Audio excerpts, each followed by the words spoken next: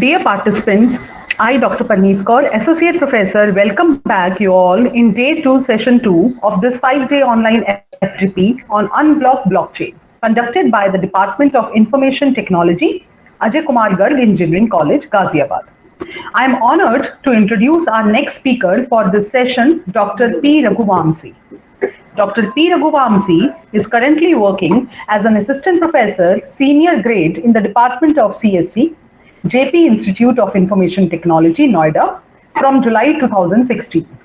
He received BE in CSC from the University of Madras, Chennai in 2003, and Tech Software Engineering from Kakatiya University, Warangal in 2007, and MBA in Human Resource Management from Indira Gandhi National Open University, IGNOU, New Delhi in 2010, and MA in Astrology from PSR Telugu University, Hyderabad in 2014, and his PhD in CSC from JIIT Noida in 2016.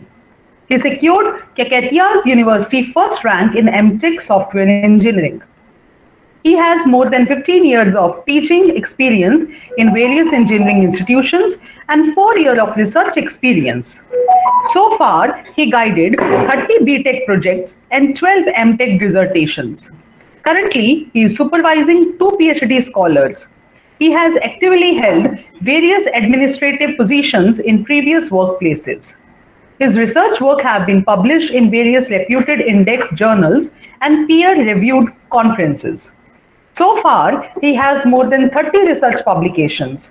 His research interests include security in wireless ad hoc networks, security in wireless sensor networks, communication protocol, distributed computing, computer network security, trust-aware security methods, blockchain, Internet of Things, and next-generation wireless communication. He is a life member of Indian Society for Technical Education, ISTE, India, and professional member of ACM. So now I would like to request Dr. P. Raghuvamsi sir to kindly present his enlightening talk on the use cases of blockchain. Sir. Yeah, good afternoon everyone. I hope I am audible. Good afternoon, sir. Yes, sir, you are very much audible.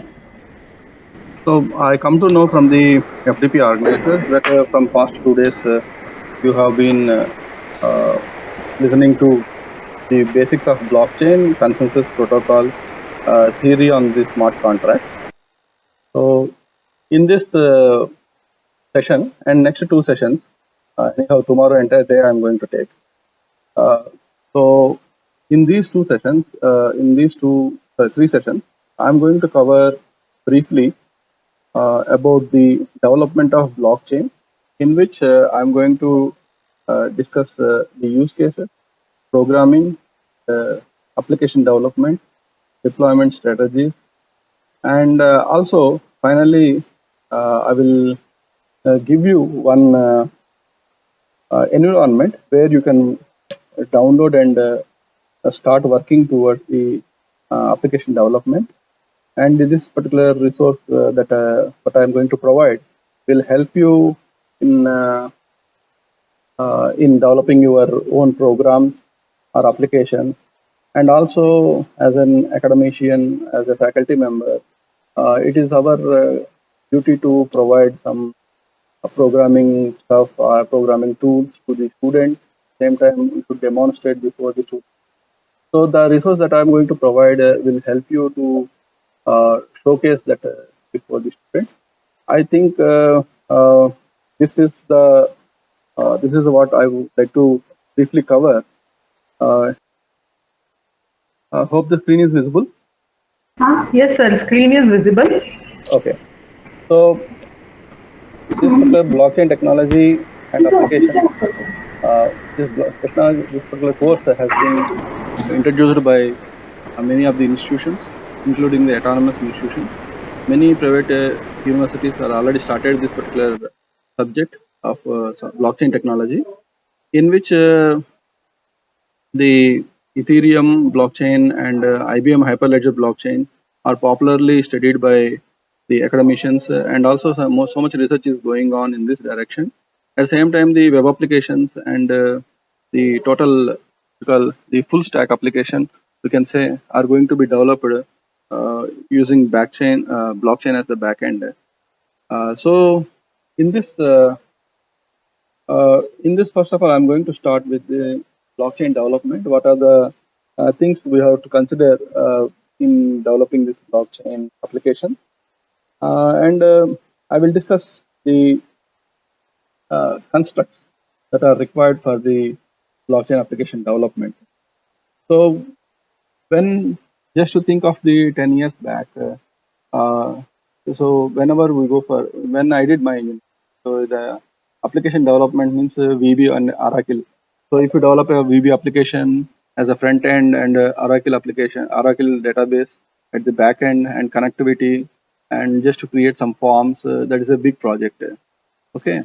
So then later on going for the web application development, PHP and MySQL and all. Okay. Now the full stack application development, that is web application development using stack. That is many things including using CSS, JavaScript, HTML, and linkages, backend databases, SQL based databases, non-SQL databases. Many things are there which are going to be covered. So here blockchain is the one which is a kind of a backend technology, you can say, and blockchain can also be considered as a backbone technology uh, for many of the decentralized applications. So here, how can we connect to this backbone technology or which is available in the backend? So that is what the main aim of this blockchain application development. This blockchain applications may be depending upon any type of blockchain, either maybe public blockchain, private blockchain, or consortium blockchain, or maybe on based on the any of the standard frameworks of blockchain like Ethereum, or maybe IBM Hyperledger, or maybe any other thing.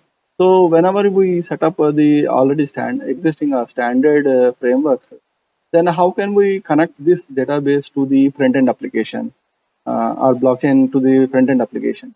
That is what the thing called entire thing of web application development. At the same time, like how the database is consisting of the what you call this stored procedures, triggers, etc. Like that, our blockchain frameworks also supports the a kind of triggering kind of thing, which is called as a smart contract. So these smart contracts will execute automatically whenever some certain condition is reached. So how these particular certain conditions need to be, how these particular contracts need to be executed, and the resultant will be stored onto the blockchain. So all these things related to the blockchain framework and smart contract development. But after developing the smart contract, how we will connect those smart contracts to the front end web application so that user can interact with the blockchain. That is what the main theme of this entire blockchain web application development. So this is in the crux. I have given you the general introduction that what I am going to teach for the next two sessions. So as part of this, first of all, how to choose the application. So just you recall the software engineering. So the concepts like the software development life cycle, like a waterfall model or the rapid application development model or the spiral model or prototyping and the extreme programming, this one what you call agile development. So these are all the various software developments available. Now the main thing is just we need to recall those software development applications, software development methods again to the blockchain also. Before going to that, first we need to learn when to choose the blockchain. Okay, when to choose the blockchain and when not to choose the blockchain. If you choose the blockchain to be as part of your project, how or in which way you are supposed to develop the entire web application or entire application. This is what the important thing one need to understand, because you may, as an academician, we start guiding the students either at the graduate or undergraduate level for their project completion. So obviously the students will stuck up at in which way we need to start the project. Okay, what are the requirements we need to gather, and how to construct our project, and what are the type of design we need to make, and how to interpret that design, or how to interpret the requirements, which are the requirements of the higher priority and normal priority, how to prioritize those requirements, and what are the non-functional requirements to be focused on. So all these things one must be thorough. Otherwise, it is very difficult for anyone to proceed to the next stage of the development. At the same time, after gathering the requirements and based upon the problem specification, one must understand which software development model we need to follow in order to complete our project. So the same is the case in the blockchain application development also. So we cannot completely neglect software engineering concepts. The same software engineering, software development model can also be used, will be used for the blockchain application or blockchain development, application development. So before moving on to this, I will try to ask the question now to the participants. So far, have you understood what I am trying to give you the information for the next two sessions, participants? Yeah, sir, this is very much clear. Okay, thank you. So then I will move on to the next slide. That is when to choose the blockchain. Okay, so when to use blockchain, or it is quite common that we might have seen in our in the BTech students projects also. Sometimes that particular concept is not required actually in implementation, but because that particular module or because of the technology maybe somewhat latest technology, and maybe sometimes the students may be passionate towards that technology, and simply they start using that particular technology or method. So which is not required, but still the people try to use that particular. So this cannot be acceptable, because it's of no use in some places where that particular method or algorithm is not applicable, but students because of its what you call demand in the market or something, they keep on using that. The best example is using of nature inspired computing algorithms, or this like particle swarm optimization, or maybe any other optimization technique where nature inspired computing is going to be used. Where there is a deterministic algorithm, there no need of the non-deterministic estimations or the kind of thing. So, but because the PSO, if you write, if you implement PSO, the paper may be published, or if you use genetic algorithm, the paper may be published. Because of that particular mentality, even though there is a deterministic algorithm available, they try to use this particular. So this cannot be. This is not a good way of developing the projects. So first of all, when the project is required, when this particular blockchain is required, in which situation we should use blockchain? Okay, that is very important to first of all to sort out to start any project of the blockchain. So first of all, we'll see this particular flow graph. Anyhow, this flow graph in different forms you will find in various research papers.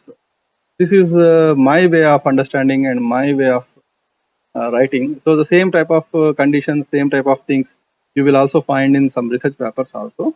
Their way of interpretation and notations are different. However, I am using my way of interpretation. So here they start, but first of all, we need to start this. Then whenever we start the blockchain applications, and if you want to think of the blockchain, first you need to question yourself, can you rely on the trusted third party or not?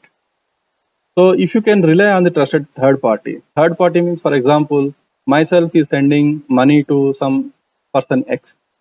So this particular money is transmitting or transferring with the help of a trusted third party called bank. If you have trust on the third party, so in such a cases you no need you no need to use the blockchain. So cannot rely on the trusted party. That means can you rely on the trusted third party or not? If you say no, then blockchain is required. If you say yes, then blockchain is not required. So here the questioning is like this: cannot rely on the trusted third party or so if you say no, then you no need to go for blockchain projects. So simple database projects are sufficient to work with. If you cannot rely on the trusted third party, yes, then next question you need to pose is data to be stored and some database is required? So whatever the content or whatever the transactions happening, whether all these transactions need to be recorded and some storage is required for that. If you make the question like this, if the answer is yes, okay, then you go for blockchain project. That is further step. Otherwise, you can decide that okay, no need of the blockchain to be used here. So that is the first question. If the first question is yes, then go for answering the second question. If the second question is also yes, then go for answering the third question. Are multiple writers exist?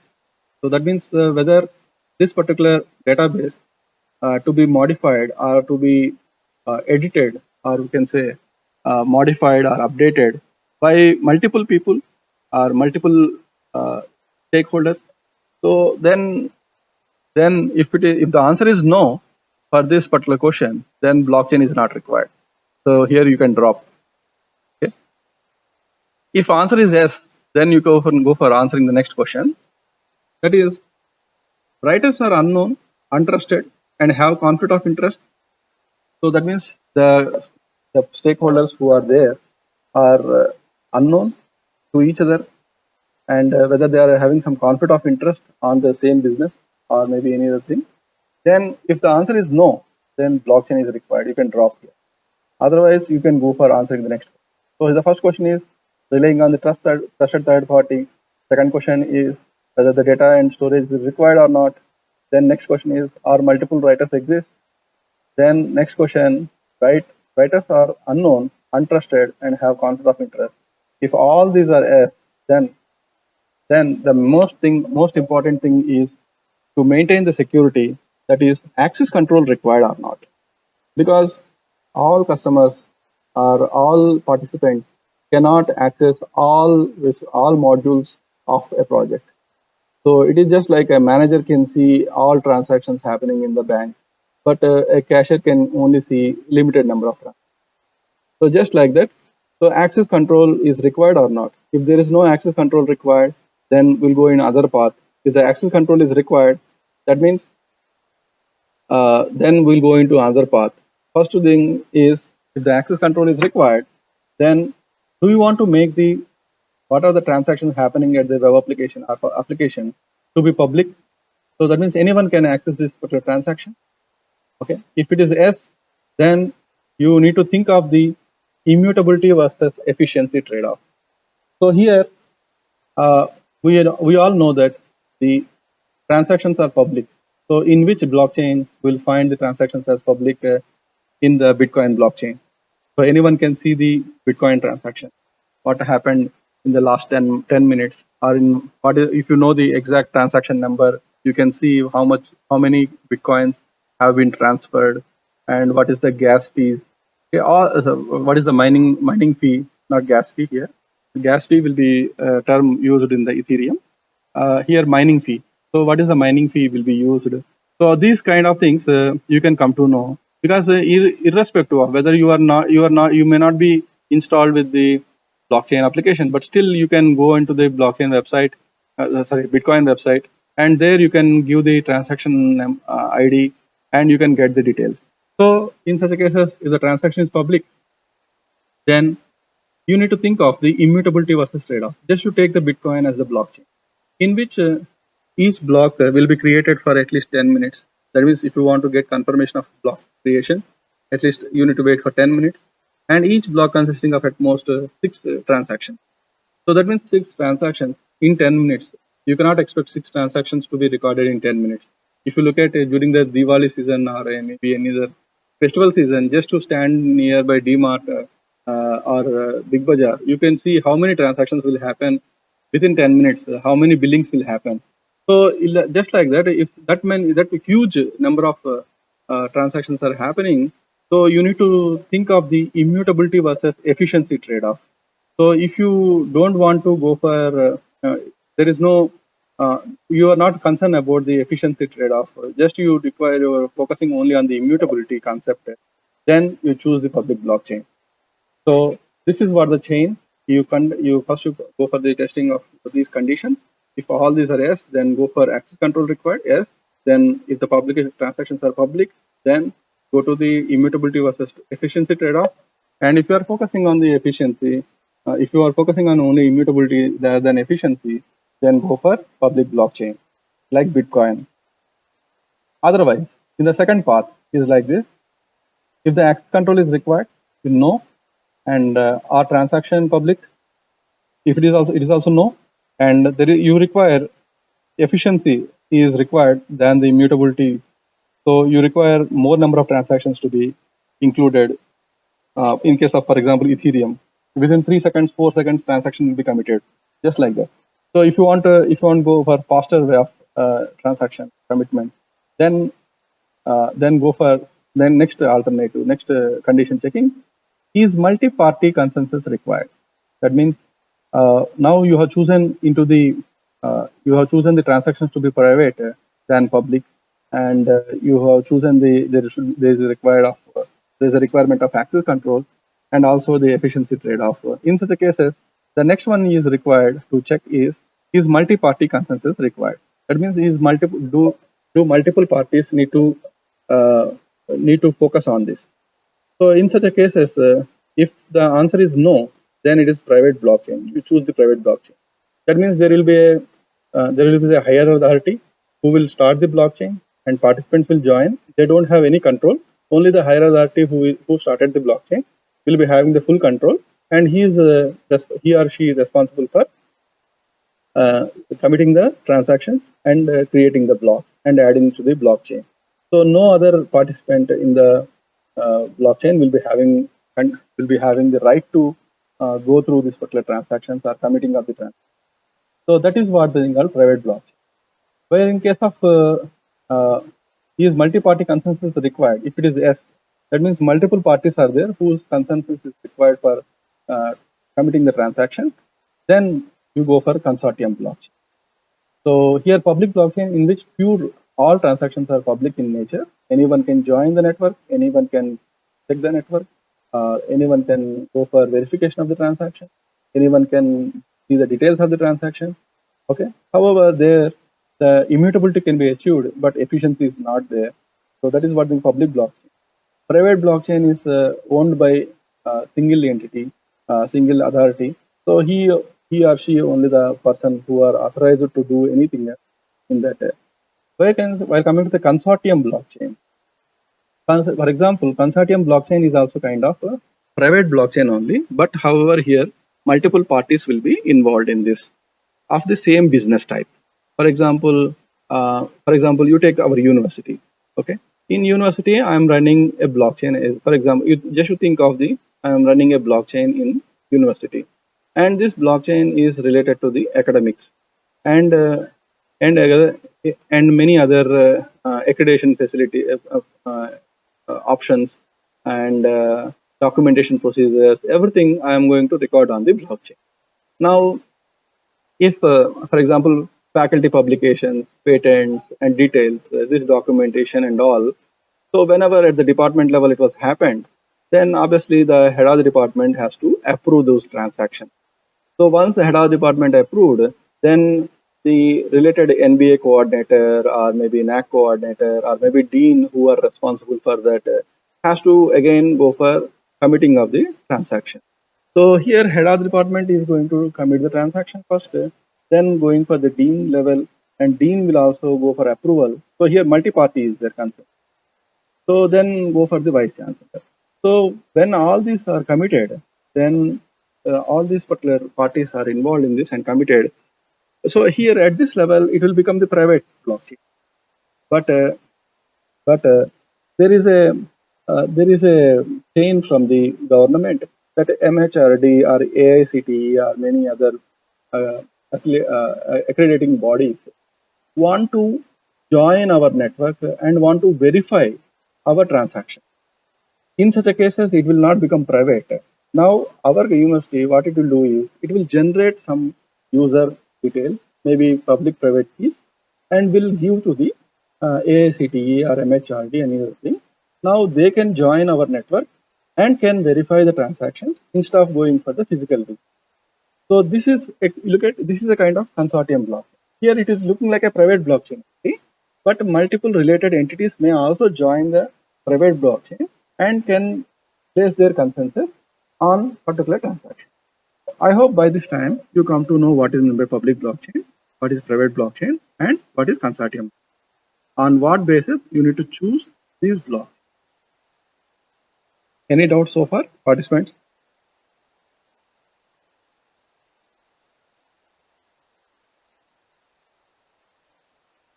Go to this problem statement and I will give you 2 minutes time.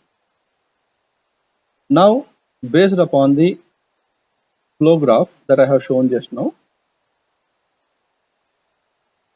okay, now decide which blockchain to be used for this requirement.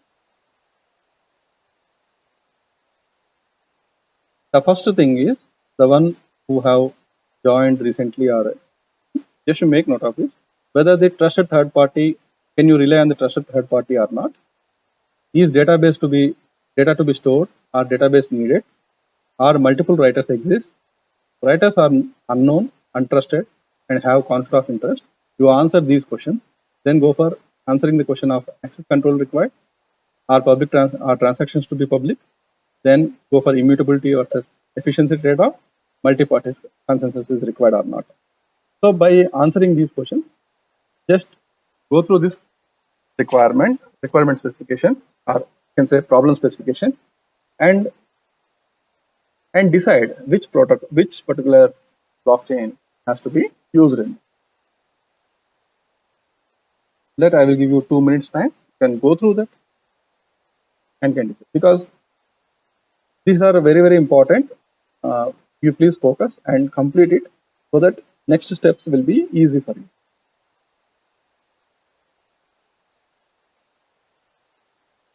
Just I will read out. A product manufacturing company wants to promote their products using multi-level marketing. Now, whenever multi-level marketing come into picture, you can think of some companies. They don't have any branches and all, but however, via mouth publicity, the marketing will go on, especially some products. Okay, they will come to you and will ask you to purchase those products, and you will purchase those products. And if you might have done something, then you will become the member. Then you may join some members. Based on that, you will get some money. Like that, it's a kind of chain market. A product manufacturing company want to promote their products using multi-level marketing. So in this multi-level marketing, what is happening is there is no showrooms, or there is no supermarkets, or there will not be any shops, kind of thing. Only thing is it will go just by mouth publicity. The structure of MLM is as follows.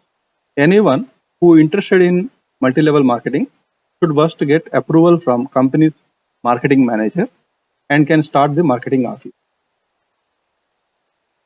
A marketing office means there is no board and all, just you may use your home as also office. Company has fixed 500 Ys. Here Ys means here in terms of Ethereum I'm talking about. Y is one of the unit in the Ethereum, like how we have the 50 paisa or paisa kind of thing in the rupee, like that 500 Ys in the Ether. So company has fixed 500 Ys as the franchise fee. The franchise can build small groups for daily marketing purpose. Franchise can join members in group. In addition, the approved group member can also join any other in it. For this, the new entrant need to pay 100 Ys as joining fee. So the newly joining person has to pay 100 Ys. Okay? If franchise if franchise joined the new entrant, that means you have taken the franchise and you have taken that new entrant, then the group will be then the 100% joining fee is directly credited to franchise account. Otherwise, you are the member of a franchise and you joined a new person in that franchise, then otherwise 30% of the joining fee is credited to franchise and the remaining 70% is credited to the group member who joined the new entrant. The same share is applicable on the product sold by the franchise and group members. Further, the maximum group size is fixed to 50. So it is a very simple way of multi-level marketing. The public blockchain is suggested here. Public blockchain is suggested. Suggested here, sir. Okay. So in what way?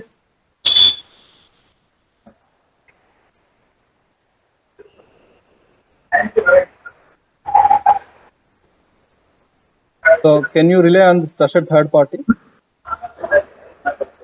Cannot. You cannot rely on the trusted third party because it is only of Exactly, cannot. it is a multi-level marketing. It's only mouth publicity. Okay. Yes. Then is database need to be data to be stored? Obviously, need to store. Obviously, you should know who are the franchise and who are the members of the group and their details, etc. And what transactions are they doing and what products they are selling. These kind of things you should aware of. Next one is, are multiple writers exist? बिल्कुल, exactly, बिल्कुल होंगे वहाँ पे. Obviously, Will be the there. franchise is there and the group member is there, and any new entrant may also become New the group entrants will member be there. Yes, in future. new entrants will be there. Next, writers are unknown, untrusted, and have conflict of interest. Yes. Obviously, because the franchise have consisting of the groups, and you don't know who is the new entrant. Just by knowing from some others, these people may join the group, okay? Or maybe because to get some money or something. Maybe because of any other reason they may join the group. So this is writers are unknown, untrusted. Yes. Next, access control is not required. Do we require access control for this? Access control is, yes, required. Obviously required. Required. So obviously required this because you should franchise. See, group member cannot see the authenticate. franchise details, and franchise cannot see the marketing details or marketing details. Okay. To authenticate the entrants also. To authenticate the entrants also. Very good. So to authenticate the things. So many things are there, like verifying the how many products sold in a month. Okay, and this particular thing should no need to be known to the main office. Okay, if the franchise know it, it's enough. So this, like that, so many things are there. So obviously what you told is correct. So here access control is required. Now, are transactions to be made public? Whether all these transactions to be made public? Whether one franchise should be in a position to know how many transactions happened in the another franchise? May or may not be, sir. May or may not be. Okay. So obviously, mostly they won't share the details. How many? It depends. It depends. Because it is of completely mouth publicity and completely of thing. So obviously here, in this case, transactions no need to be made public. So no. Now here multi-party consensus is required. Is multi-party consensus required? Obviously, in this case, you will find here, if the franchise joined the new entrant, so obviously 100% will be going to the franchise.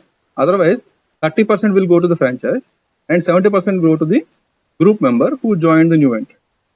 So here, multi-party, that is franchise and also the same time group member, a consensus is also required for distributing that money. So in that case, okay. Okay, this is going to be a consortium blockchain. It's a consortium blockchain. So if you might have written a smart contract, where whenever the entrant is in the web application, if you might have ticked that the entrant has joined because of franchise, then automatically the smart contract will be executed, and directly the amount, 100% amount, will be going to the franchise itself. Okay. Otherwise, 30% of the fee amount will go to the franchise, and 70% will be going to the group member. So this splitting will be done by the smart contract itself. Here there is no need of consensus. Are you getting it? Okay, Whenever you write the smart contract, it is like a trigger. If this particular thing happened, if this condition has happened, this particular thing has to be executed. Here there is no consensus here. Consensus, when it will come, if you want to approve one transaction, then consensus will come into the picture. Here the rules are very clear. Whenever, as a new entrant, if you are joining a franchise, you will be given this terms and condition. Okay, this is the terms and condition if you join another new member. Okay, so you will sign it. Obviously, you will be signing particular document, and I'm interested in doing. So obviously, accordingly, you will get the share because the smart contract is already deployed on the platform. So in such a cases, now it will become the private blockchain. Okay, now it becomes the private blockchain. So sir, this will become the private blockchain in case when the things will be in the coding itself, in the smart contract itself. Correct? Obviously. Okay. Otherwise, it will be a consortium blockchain. Obviously. Okay. Now, okay. I told you just one example that head of the department approved the department level publication data, patent data, and other data. Now the dean has approved the department level, that is various departments data. Okay, vice chancellor has approved total university level data. Okay, here multi-party consensus are there. Okay, next, if the MHRD or AACT has joined your network, and they should also approve. Okay, in that team, in that MHRD or AACT team, 2-3 members will be there. They should also approve, and they are working on the university blockchain. So in such a cases, here multi-party consensus. I hope it is clear. Yes, sir. So in such a case, you go for the consortium block. Okay. You can also think of, like, for example, the Hero Honda company is there. They will take the tires from MRF, and they will get some material from some other company. So here is the same manufacturing unit, but different. So in other words, we can say the consortium blockchain is a sort of collaboration between the private blockchains. Clear. Collaboration. We can say it's the exact word we can say. Collaboration between business entities, several business. Right. So in this case, now you come to know that in this particular problem specification, we are supposed to use the private blockchain.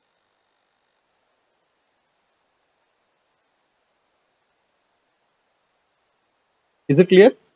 Any doubts so far? Any doubts so far? Okay, sir. It's clear, sir. Clear.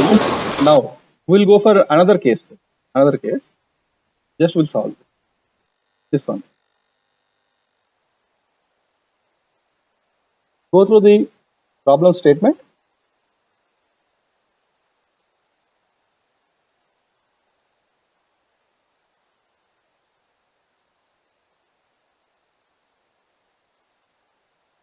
I'll give you 2 minutes time. You can go through the problem statement. Once you can read on your own. Afterwards, I will start reading it.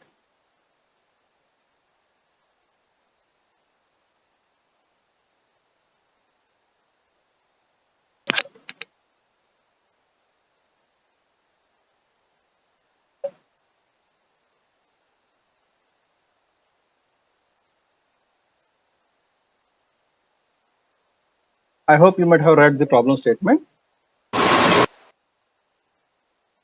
A group of fresh graduates plan to start a startup with name E-Ride. So where electric scooters will be provided, E-Ride. The objective of the firm is to provide electric scooters for rent in metro cities. Initially, they plan to start the services in the cities with metro rail facilities. The initial idea is to establish offices nearer each metro station. Customers can pick up scooters from any metro station and can live at any metro station. Customers need to ride the scooter by themselves. E-Ride firm started both web and mobile-based applications to avail the services by customers. To avail services, first customer need to register in the app by providing valid identity, an account opening fee of ₹1000 and a minimum deposit fee of ₹1000. Always, customers need to maintain ₹1000 as minimum deposit fee in the account to avail service. Upon opening the account, an account number will be issued with an e-card. The customer can search for availability of scooters via the application. The registered customer will get 10% discount on each ride that is made about 100 kilometers, 10 kilometers. Once the customer is deposited, when the scooter is deposited at any metro office, an e-bill will be generated and the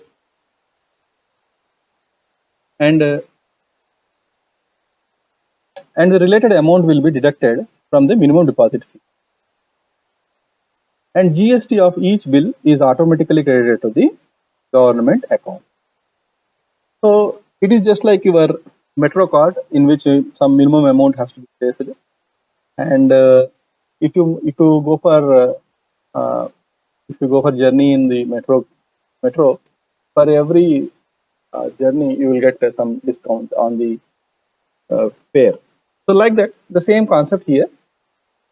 Here it is called as e-ride. Especially they will provide the electric scooter where you can move from one metro station to other metro station, or you can get down at metro station and you can take that and you can do some work and come back and deposit there. Now, can any one of you tell me what type of blockchain we are supposed to use here?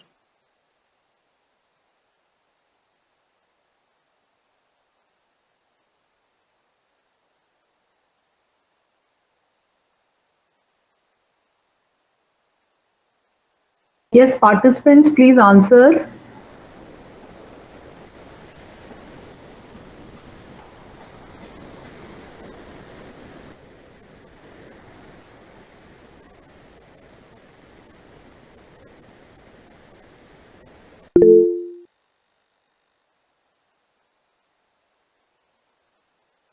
Public blockchain. So here the firm is a private firm. It's not a government firm like RTC or government run RTC, government run transportation. Hello. Sir, this must be the public blockchain because all the whether it be a passenger or the anyone that will contain a single group. That will be in a single chain, no? So first, can't rely on trusted third party? Cannot. Here, the one who are going to start is a private company, some private startup. It is. Okay? It is a private startup. They plan to do this. Okay? It's not the government or anyone. They plan to do this. Okay? They want to start their own firm, okay, to be on blockchain, right? So this is okay. Then is data to be stored or database needed? Obviously. Yes. Are multiple writers exist? Do multiple writers exist here? Because they want to establish. Yes, sir. Multiple writers will be here. Yes, sir. Multiple writers will be here. Multiple writers will be there. So next step. Writers are unknown, untrusted, have conflict of interest. Yes. Yes. then access control is not required. Required. Obviously, access Required. control is No, required. Required. access control is required in this case. Required. So required. Then our transaction should be made public. No. No. Then is multi-party consensus required? Yes. Yes. Then go for Consortium. because here, if you leave this, government will Okay. come back. Okay. GST. Yes. Okay. Yes. GST of each bill is automatically credited to the government. So government want to Yes. verify using Yes. GSTN number. Yes. Acknowledgement will came back. So as a customer, you may also claim the GSTN. Okay. Mhm. And government also want to check whether they are really paying the correct service fee or not, GST fee or not. So they want to see it. If it in case GST case is not here, then it will be a private blockchain. Private. Okay. Okay. That is the reason I have given you the example of this university and AICT or MIT. Yes. Right, sir. I hope by this time you got when to use the public blockchain and when. See, many of our applications, whatever you develop, will fall under this private and consortium blockchain. Okay. So public blockchains are very limited. Maybe cryptocurrency blockchains, maybe public blockchain. But most of our blockchains that we develop will fall under these two categories. That depends upon. For example, you are having a firm of your own, you have your own taxi services. So you can start your own blockchain. Okay, unless until there is no involvement of other person, government or any other thing, it will become private. Otherwise, it will become concern. Sir, if we take the concept of Ola and Uber, so is that a private blockchain? There is a private only.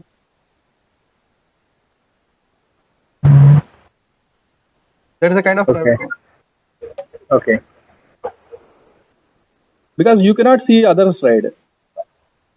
Yes, we cannot. But in case of Ola and Uber, sometimes they provide some sort of rewards or the vouchers that can be accessible to other portals or other platforms. That is different. But your transactions can be visible or not. Okay. Yes. In that case, this is only the private property. Right. But government can see the transaction details. That is how many transactions happened per day with how much amount, and whether the GST has correctly paid or not. This they can. Okay. And from the government onwards, government point of view also, they don't have any access to the customer viewing of the customer information, that whether the Customer database. How many journeys. Okay, customer logs, they are not having the access to that. They are going for the top level, like totally how many generated, how many rides were happened per day, okay, how much revenue generated, and out of that, how much GST they paid. This much they can. Right. Because access control is required. Right. Now, we have gone to this case 1 and case 2. Now we'll try to answer these questions. Answering the following questions with proper justification for case 1 and case 2. Does implementation of blockchain benefit the above cases?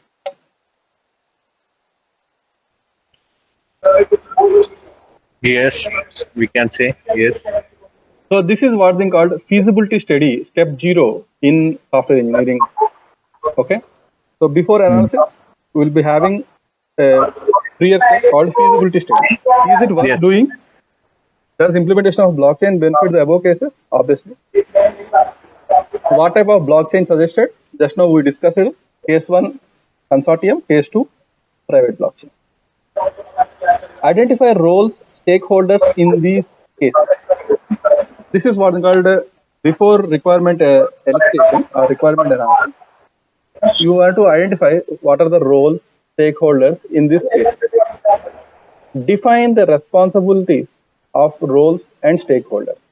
What is the responsibilities to be held by each role?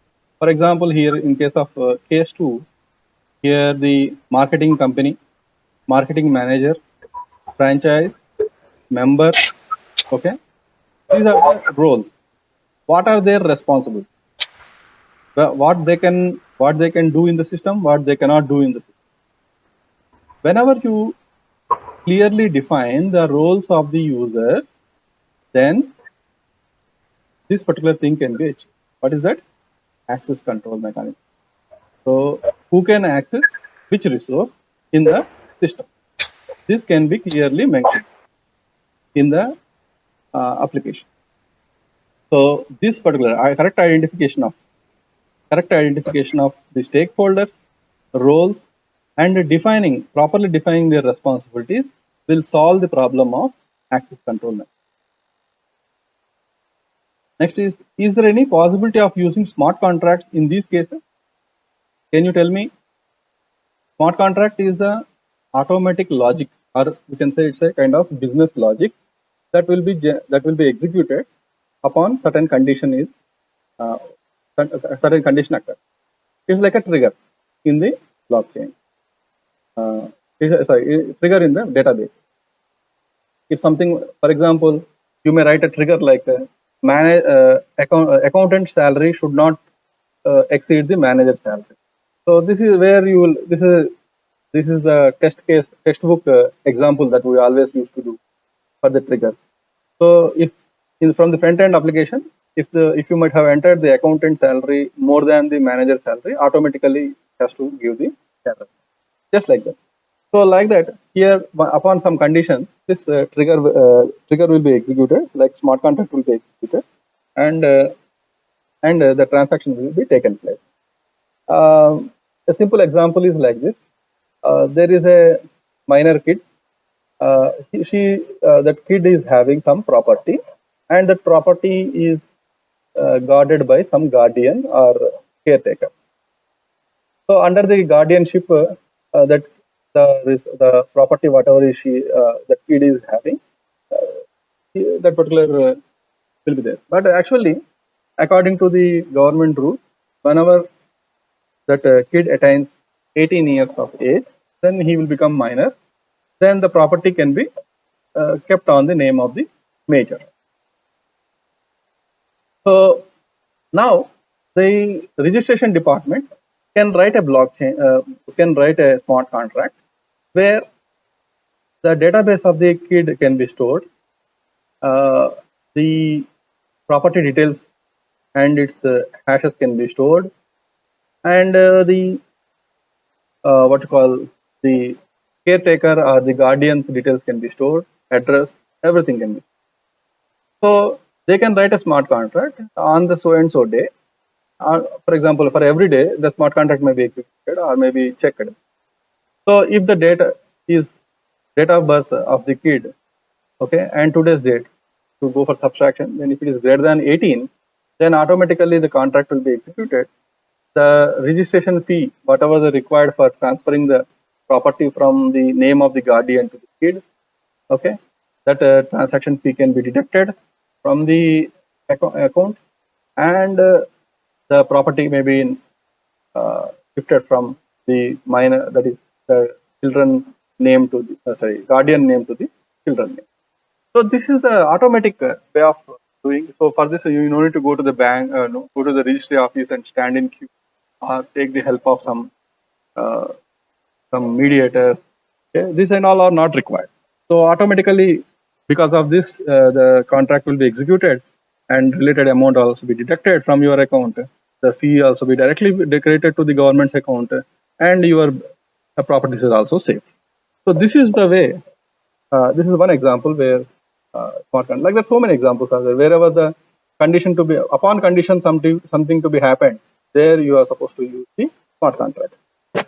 So in this you look at whenever franchise can join member in the group. In addition, the approved group member can also join any other in it. For this, the new entrant need to pay 100 rupees. Now the condition is, you have to see the condition. If the new entrant was joined into the group because of the franchise, If it is because of franchise, then direct 100% will be directly credited to franchise account. Otherwise, 30% will go to the franchise and 70% go to the group. So this is the way the automatic credit of the amount will be happened because of the smart contract. So is there any possibility of using smart contracts in these cases? If so, list them with proper logic. So anyhow, you have learned the theory of the smart contracts. Whenever we go for the programming part, then we'll go for the proper how to write the logic for this. List the functional requirements. So you have identified the role, stakeholders, then now list the functional requirements, because functional requirements are especially used for the developing of the use cases. Okay, so if you want to design use cases, so use case diagrams are designed based upon the functional requirement. So whenever you develop the use case diagrams, automatically with the help of the use cases, you will try to incorporate it in the functionality. Because since you will incorporate into functionality, you will add the preconditions and post conditions and some asset statements. Thereby, you will get the sequence diagram, like how one entity can will interact with the other entity. What is the sequence of operations will happen? Okay. Then how all the entities are going to be communicated? That is called collaboration diagram. Once you draw the sequence diagram, then it is not a big task but to get the collaboration diagram. Okay. So then, because then you can identify what are the properties or what are the functionalities that you can bind into one group. So thereby you can develop the interfaces or maybe packages, or because you have already identified the roles, stakeholders, and their responsibilities, then you can easily go for developing of the classes or class diagrams. So this is what the importance of the functional requirements. In your opinion, what are the security and audit procedures that need to be incorporated in this case? Security procedures.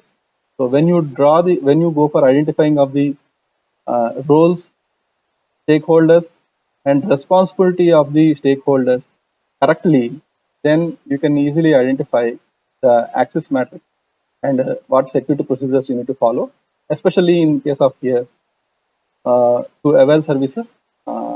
Here you look at the customer can apply by providing valid identity.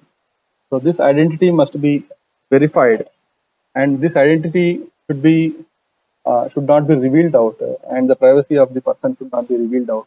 And this kind of security, okay, and need to be maintained. And government can only see the list of rights, that is, you can say how many rights were happened, not the individual right or particular customer right. So this kind of security, okay, what type of security, and audit procedure. So here government can do the audit procedure, and since the government can, because government needs the amount, so that is the reason they can go for auditing. But in case of here, the franchise group is size fixed to 50, so much auditing is not required in this. So here the task of the marketing manager is only to approve the franchise. Afterwards, MLM, that is multi-level marketing manager, role is only to check whether the franchise has maximum of 50 users or not more than 50. So this is the only thing they can see. So this is not that much good, that much high end of auditing procedure. It's general kind of condition or a kind of auditing. But whenever the more number of business entities are involved, more transactions are happening, then more security procedures or more auditing procedures will come into the picture. So it requires some little time to think of and need to chalk out what security and audit procedures need to be incorporated in this. So here, in an abstract way, I have told you some audit procedures. During the process of discussion, we'll see some more audit procedures that we can do, because these audit procedures and security procedures that what we have identified can be used as test cases. to test the smart contract. Okay. The reason for testing smart contract is once you have deployed the smart contract onto the production environment, then you cannot take them back. It is very, very difficult to revoke the smart contract. So smart contract failure is just like a hardware failure. So once you, before manufacturing the hardware, you need to test it properly. Then only you can go for manufacturing. The same way, smart contract also to be tested properly. So whenever you go for developing, whenever you go for identifying of this, you can frame the testing plan, and you can go for developing of the test cases and go for testing. Develop smart contract code using Solidity or Hyperledger Composer. That we have not at all started. That we'll see afterwards. So the step-by-step plan of integrating the smart contract code with a decentralized application. That also we have not started. That we'll see later on. So I hope by this time you come to know the how to choose the blockchain application and when to use this, what type of blockchain to be used in which situation. Via this particular flow graph, we have discussed this and we have seen two cases.